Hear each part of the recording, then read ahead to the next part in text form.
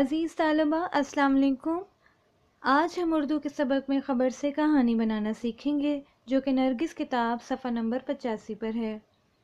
کہانی لکھنا ایک فن ہے۔ کہانی کئی حصوں سے مل کر بنتی ہے۔ سب سے پہلے مرکزی خیال سوچا جاتا ہے، یعنی کہانی کا موضوع کیا ہوگا یا کہانی سے حاصل ہونے والا سبق کیا ہوگا۔ اس کے بعد کردار تشکیل دیے جاتے ہیں۔ یہ انسان بھی ہو سکتے ہیں، جانور یا بے جان اشیاء بھی کردار کے طور پر لیے جاتے ہیں، لیکن یاد رکھیے جو بے جان اشیاء یا جانور آپ کردار کے طور پر لے رہے ہیں وہ بھی انسانوں کی طرح بولتے اور سوچتے ہیں۔ اس کے بعد کہانی کا خاکہ تشکیل دیا جاتا ہے۔ کہانی میں پیش آنے والے واقعات کیا ہوں گے اور کس ترتیب سے ہوں گے، یعنی پہلے کیا ہوگا، درمیان میں کیا ہوا اور آخر میں کیا ہوگا۔ کہانی میں منظر نگاری کا بھی خیال رکھا جاتا ہے کہ ماحول کیسا ہوگا۔ کہانی کے کرداروں یا واقعات کے اعتبار سے یہ بتایا جاتا ہے کہ منظر کیا ہے۔ کہانی میں مکالمے ضرور شامل کیجیے، یہ کہانی کی خوبصورتی کو بڑھاتے ہیں۔ آخر میں کہانی کا اختتام ہوتا ہے۔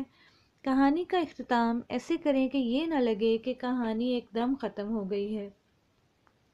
یاد رہے کہانی ہمیشہ زمانہ ماضی میں لکھی جاتی ہے، لیکن جو مکالمے آپ کہانی میں شامل کر رہے ہیں وہ زمانہ ماضی میں نہیں لکھے جاتے، بات کی مناسبت سے ان کے زمانے کا خیال رکھا جاتا ہے۔ آپ سے التماس ہے کہ آپ نرگس کتاب صفحہ نمبر 85 کھول لیں۔ یہ کام آپ نوٹ بک پر کریں گے۔ نوٹ بک پر کرنے کے لیے آپ کے لیے کام کیا ہے؟ دی گئی خبر سے آپ کہانی بنائیں گے۔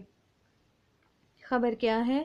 بلی کا بچہ درخت میں پھنس گیا، فائر بریگیڈ کے عملے نے نیچے اتارا۔ عزیز طلبہ، یہ بھی ہو سکتا ہے کہ کوئی بچہ اسے بلی کے بچے کو پکڑ کے درخت سے نیچے اتار دے، لیکن چونکہ آپ کی خبر میں فائر بریگیڈ کے عملے کا ذکر ہے تو آخر میں آپ فائر بریگیڈ کے عملے کو فون کریں گے اور وہی بچے کو نیچے اتاریں گے۔ جو خبر یا جو خاکہ دیا گیا ہو اسی کے مطابق کہانی ہم بنائیں گے۔ آپ کہانی کیسے بنا سکتے ہیں یا کس طرح لکھ سکتے ہیں؟ کہانی آپ اس طرح شروع کر سکتے ہیں کہ ایک دفعہ کا ذکر ہے کہ ایک بلی کے 3 بچے تھے، وہ باغ میں کھیل رہے تھے۔ اب آپ کہانی میں مکالمے شامل کیجئے۔ بلی نے اپنے بچوں کو کہا، جیسے زیادہ دور مت جانا۔ اب آپ سوچئے کہ بچوں نے کیا جواب دیا ہوگا۔ آگے لکھیے، ایک بچے نے بات نہیں مانی اور کھیلتے کھیلتے دور نکل گیا۔ اب آپ کوئی ایسا واقعہ تحریر کریں جس کی وجہ سے بلی کا بچہ درخت پر چڑھ گیا۔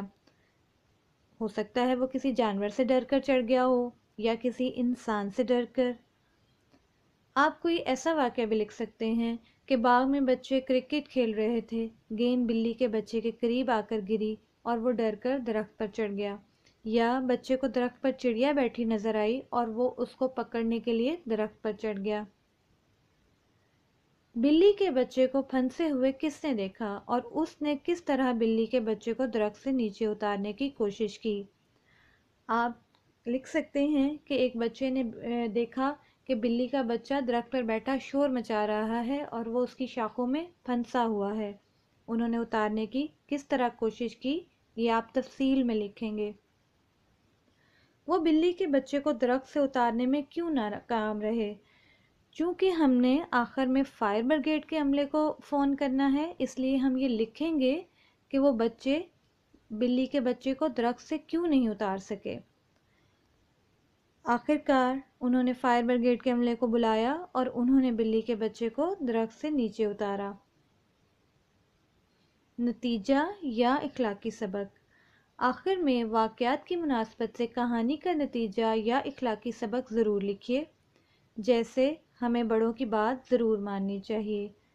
آپ کے ذہن میں کوئی اور نتیجہ ہو تو آپ وہ بھی لکھ سکتے ہیں۔ مجھے امید ہے کہ آپ اپنی تخلیقی صلاحیتوں کو بروئے کار لا کر ایک بہت اچھی کہانی تخلیق کر سکتے ہیں۔ کہانی کو اچھے انداز میں خوبصورت لکھائی میں کیجیے گا۔ اللہ حافظ۔